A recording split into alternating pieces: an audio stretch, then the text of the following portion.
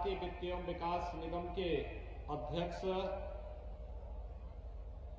दलित चिंतक श्री लालजी प्रसाद निर्मल जी,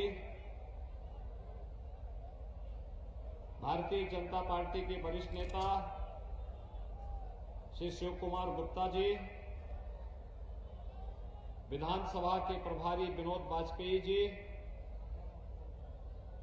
जिला महामंत्री राजेश शुक्ला जी, आज के इस कार्यक्रम में अहमदाबाद से भारतीय जनता पार्टी की लोकप्रिय प्रत्याशी श्रीमती आशा मौर्य जी, सिदौली से भारतीय जनता पार्टी के प्रत्याशी श्री मनीष रावत जी, बिस्वा से भारतीय जनता पार्टी के लोकप्रिय प्रत्याशी श्री निर्मल वर्मा जी, आज के इस कार्यक्रम में उपस्थित भारतीय जनता पार्टी के सभी पदाधिकारीगण और भारी संख्या में यहां पर उपस्थित अहमदाबाद, सिदौली और बिस्वा से जुड़े हुए सभी मेरे भाइयों बहनों, नेमिस की धरती हम सबके लिए सदैव से पावन धरती रही है। हजारों वर्ष पहले 88,000 ऋषि मुनियों ने भारत के वैदिक और पौराणिक परंपरा को लेकर के जो गोष्ठी यहां पर आयोजित की थी, आज भी उसकी प्रतिध्वनि पूरी दुनिया के अंदर सुनाई देती है। नेमिस की इस धरती को कोट कोट नमन करते हुए आप सभी सीतापुर जनपद की जनता जनार्दन का मैं हृदय से स्वागत करता हूं, अभिनंदन करता हूं। भाइयों बहनों, आज आचार्य नरेंद्र देव जी की पुण्यतिथि भी है। आचार्य नरेंद्र देव एक समाजवादी चिंतक थे, सही मायने में समाजवादी थे। उन्होंने अपने लिए नहीं हुए जीवन जिए थे, समाज और राष्ट्र के लिए उनका जीवन समर्पित था। मैं इस अवसर पर आचार्य नरेंद्र देव जी को विनम्र श्रद्धांजलि अर्पित करता हूं। भाइयों बहनों, आचार्य नरेंद्र देव जी की पावन जन्मभूमि यही अहमदाबाद है।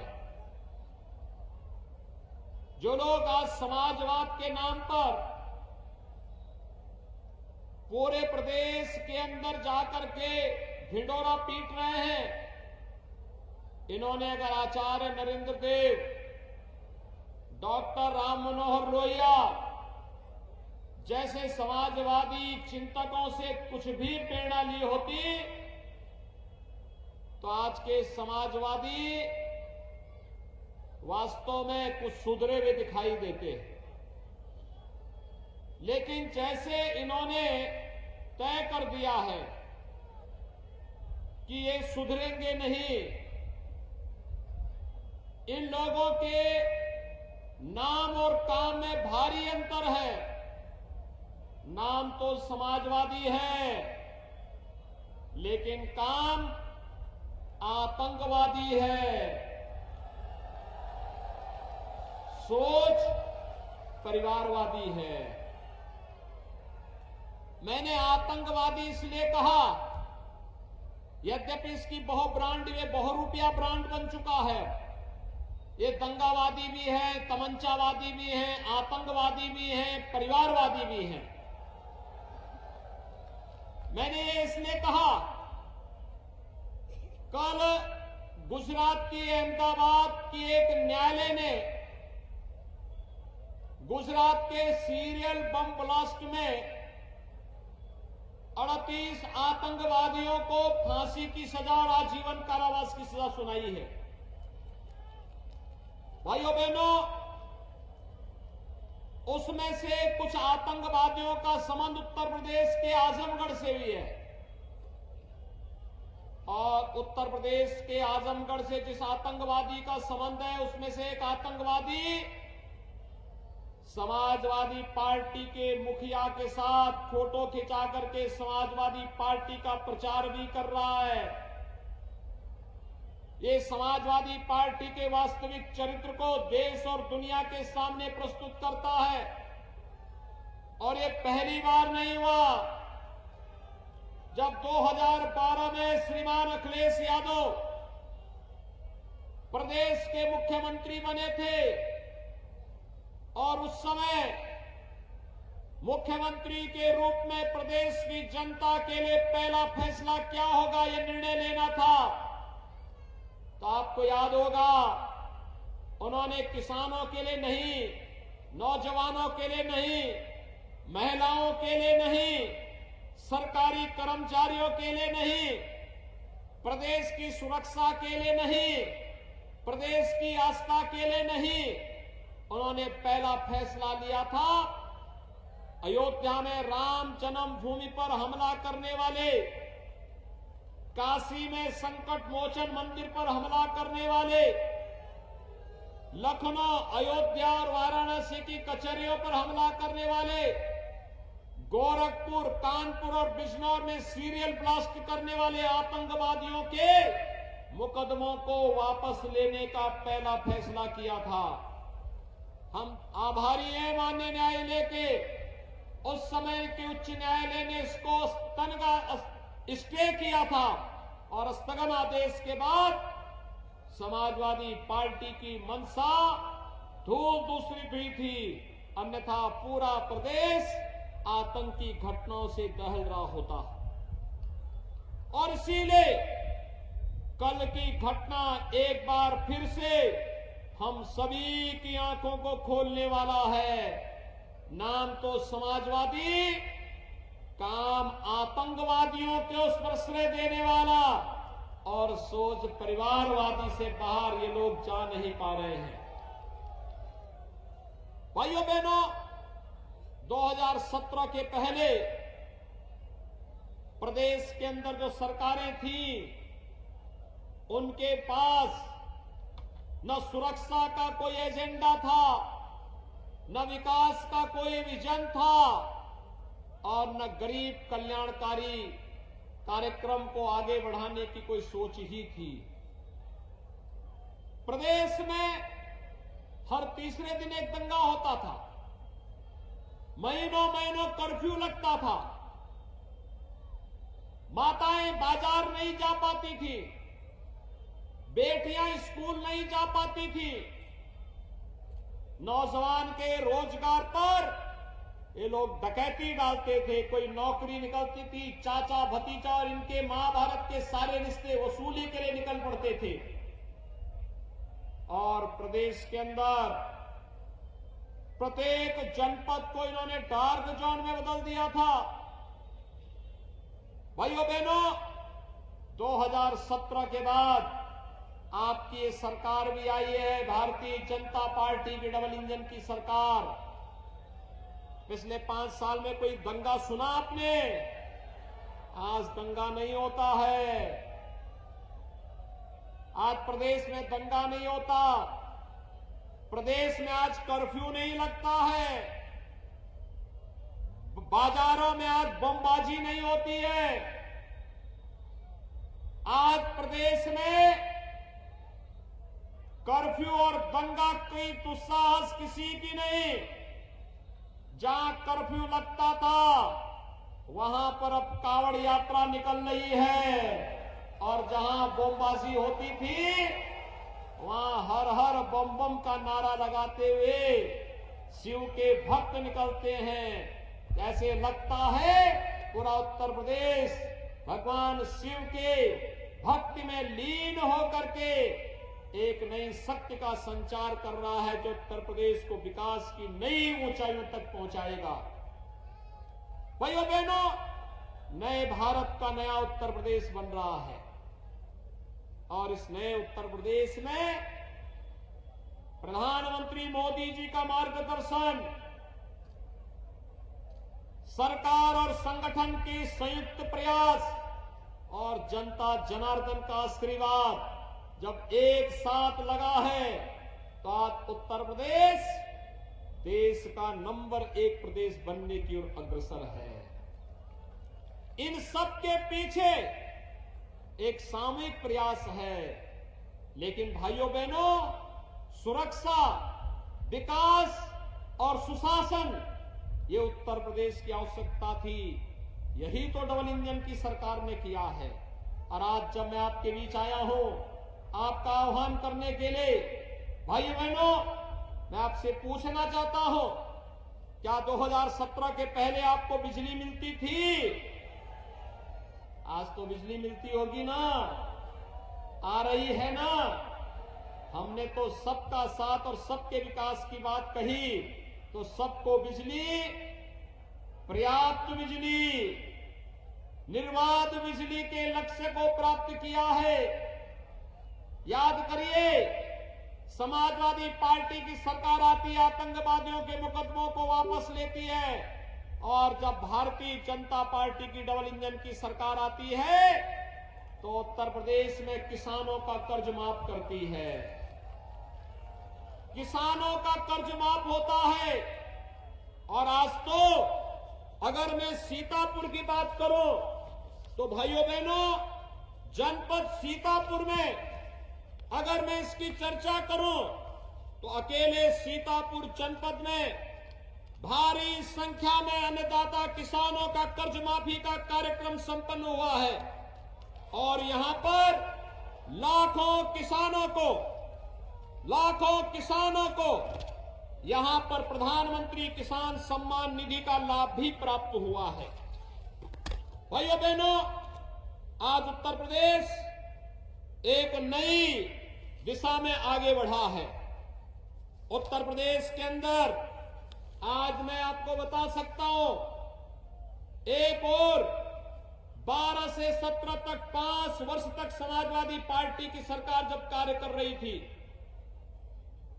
18,000 गरीबों को भी मकान नहीं दे पाई थी। भाइयों बहनों, भारतीय जनता पार्टी की डबल इंजन की सरकार जब आई तो भाइयों बहनों 43,50,000 गरीबों को एक एक आवास दिया गया।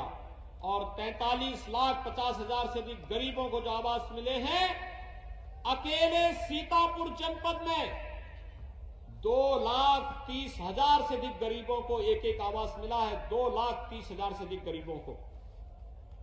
भाइयों बहनों, 5,40,600 से अधिक गरीबों को एक एक शौचालय देने का काम किया गया। और यही नहीं, अगर मैं वृद्धावस्था पेंशन, विधवा पेंशन, दिव्यांग जन पेंशन की बात करो तो अकेले प्रदेश के अंदर 1 करोड़ परिवारों को इन योजनाओं का लाभ प्राप्त हुआ है, जिसमें 12,000 रुपए सालाना पेंशन की सुविधा उन्हें उपलब्ध कराया जा रहा है।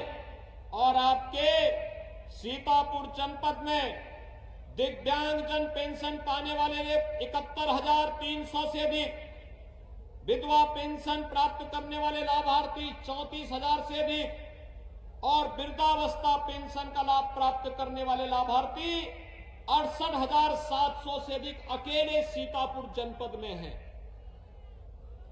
विद्युत की निःशुल्क कनेक्शन का लाभ अकेले आपके सीतापुर जनपद में 2 लाख परिवारों को निःशुल्क विद्युत का कनेक्शन भी डबल इंजन की सरकार ने दिया है। भाइयों बहनों, मैं पूछना चाहता हूं, आज जो लाभ भारतीय जनता पार्टी की डबल इंजन की सरकार आपको मकान के रूप में, राशन के रूप में, बिजली के रूप में, वैक्सीन के रूप में, विकास के रूप में दे रही है, आखिर ये लाभ 2017 के पहले क्यों नहीं मिल रहा था? कारण साफ है, पहले की सरकार की सोच संकुचित थी। पहले की सरकार नाम समाजवादी और सोच परिवारवादी थी, परिवारवादी। वहां पर बात तो की जाती थी सबका साथ का, लेकिन जब विकास की बात आती थी तो उनका नारा होता था कि केवल सिपाही खानदान का विकास। भाइयों बहनों, भारतीय जनता पार्टी ने जब सबका साथ और सबके विकास की बात कही तो सबका साथ और सबके विकास का मतलब प्रदेश के 25 करोड़ लोगों के विकास की बात। पहले विकास का ये पैसा ये परिवारवादी लोग, इनकी संकुचित दायरे की सोच और इनके इत्र वाले मित्र के घर में चली जाती थी। आज भाइयों बहनों, इत्र वाले मित्र से पैसा निकल करके हम लोग गरीबों के घर तक पहुंचा रहे हैं। गरीब को मकान दे रहे हैं, गरीब को राशन दे रहे हैं, हर नागरिक को सुरक्षा दे रहे हैं। कोरोना कालखंड में आपने देखा होगा कि सरकार ने फ्री में टेस्ट, फ्री में उपचार, फ्री में वैक्सीन, सबको वैक्सीन देने का कार्य किया। आपने यहां पर मेहमदाबाद में कितने लोगों ने वैक्सीन ले ली है? कितने लोगों ने वैक्सीन ली है? आपको मैं धन्यवाद देता हूं, आपने वैक्सीन लिया है। ये वैक्सीन कोरोना के खिलाफ देश की लड़ाई का प्रतीक है। कोरोना हारेगा तो भारत जीतेगा। कोरोना हारेगा, भारत जीतेगा। और जो लोग कोरोना के समय वैक्सीन के खिलाफ दुष्प्रचार करते थे, कहते थे वैक्सीन नहीं लेंगे क्योंकि ये भाजपा का वैक्सीन है, ये मोदी वैक्सीन है। आज उनको करारा जवाब दे जाने की आवश्यकता है कि कोरोना की थर्ड वेव कब आई, कब चली गई, कोई पता नहीं, क्योंकि हर व्यक्ति ने वैक्सीन ले लिया था, टीका ले लिया था। टीका का ये प्रभाव है कि आज हर व्यक्ति की जान बची है। जो लोग जान के साथ खिलवाड़ कर रहे थे, भाइयों बहनों, आज उनको बताइए कि अगर मोदी वैक्सीन के कारण जान बची है, भाजपा वैक्सीन के कारण जान बची है, तो वोट भी भारतीय जनता पार्टी के ही चुनाव चिन्ह पर हम लोग देंगे। ये जवाब उनको दे जाने की आवश्यकता है। भाइयों बहनों, सरकार ने संकल्प लिया है, भारतीय जनता पार्टी की डबल इंजन की सरकार प्रदेश के अंदर सुरक्षा, प्रत्येक नागरिक के जीवन में खुशहाली, प्रत्येक प्रदेश के बिना भेदभाव के प्रत्येक जनपद में विकास की योजना को लेकर के प्रभावी ढंग से आगे बढ़ेगी। और आज उसी अभियान को आगे बढ़ाने के लिए मैं मोहम्मदाबाद में आपके बीच आया हूं, आप सबसे अपील करने के लिए कि भारतीय जनता पार्टी ने श्रीमती आशा मौर्य जी को अपने प्रत्याशी के रूप में महमूदाबाद विधानसभा सीट पर चुनाव अपना प्रत्याशी बनाया है। बिस्वा से श्री निर्मल वर्मा को अपना प्रत्याशी बनाया है और सिधौली से श्री मनीष रावत भारतीय जनता पार्टी के प्रत्याशी के रूप में आपके बीच में यहां पर उपस्थित हुए हैं। भाइयों बहनों, मेरी आप सबसे अपील है, भारतीय जनता पार्टी के सभी प्रत्याशी जनता जनार्दन की सेवा के लिए अपना पूरा समय देंगे। और इसके लिए आवश्यक है, अगर आप चाहते हैं प्रदेश दंगा मुक्त रहे, भय मुक्त रहे, कर्फ्यू मुक्त रहे, विकास की योजनाएं जिस तेजी के साथ पिछले 5 वर्षों के अंदर बिना भेदभाव के गांव, गरीब, किसान, नौजवान, महिलाएं और समाज के प्रत्येक व्यक्ति तक पहुंची हैं, ये योजनाएं इसी प्रकार से चलती रहे। इसके लिए आवश्यक है प्रदेश के अंदर एक मजबूत सरकार की और डबल इंजन की ही सरकार हो सकती है, जो आपको सुरक्षा और विकास के मुद्दे पर आगे बढ़ाने का कार्य कर सकती है। लेकिन मजबूत सरकार के लिए महमूदाबाद, सिधौली और बिस्वा से भारतीय जनता पार्टी के प्रत्याशियों का विजयी होना आवश्यक है। क्या आप सभी सहमत हैं? सभी लोग सहमत हैं? भारतीय जनता पार्टी के प्रत्याशियों को विजयी बनाएंगे। दोनों हाथ पा करके सड़क के उस पार के लोग भी मुझे बताएं। तीनों प्रत्याशी आ जाए भैया। जनता का अभिवादन करें और आपसे जनता जनार्दन से मैं अपील करूंगा कि हमारे तीनों प्रत्याशियों को अपना आशीर्वाद दें। दोनों हाथ पा करके मेरे साथ बोलेंगे, भारत माता की, भारत माता की, भारत माता की।